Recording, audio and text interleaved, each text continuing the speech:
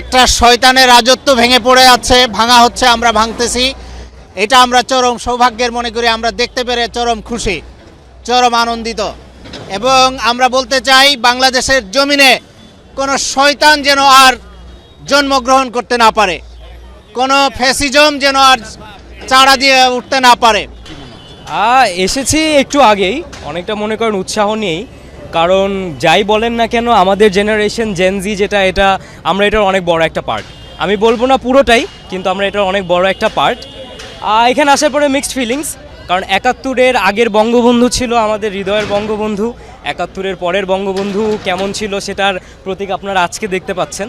তো এটাই একটা কথা আছে যে you either die a hero or you live long enough to see yourself become the villain.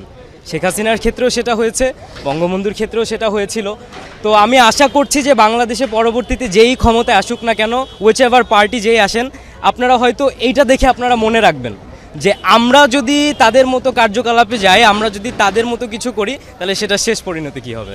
এটাই, থ্যাংক ইউ। আর লাস্টলি বলতে চাই, Sheikh Hasina you have messed with the wrong generation. Thank you. আমি ঘণ্টাখানেক আগে আসি এখানে।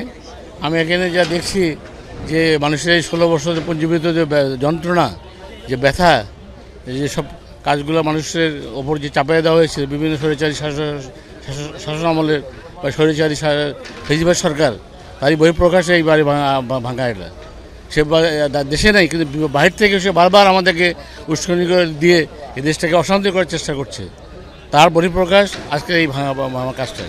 আমি আশা করি যে ভবিষ্যতে কাজ করবে না, ভবিষ্যৎ যারাই ক্ষমতায় আসুক, যারা ক্ষমতায় আসবে, তারা যেন এই যতটা মনে রাখে যে স্বৈরাচারী বা ফেসিবাদ করলে, দেশের অরাজকতা করলে কি হয়, তাদের পরিণতি কী হয়, এ দেখে মানুষ শিক্ষা নেয়। আমি এই আশা করি।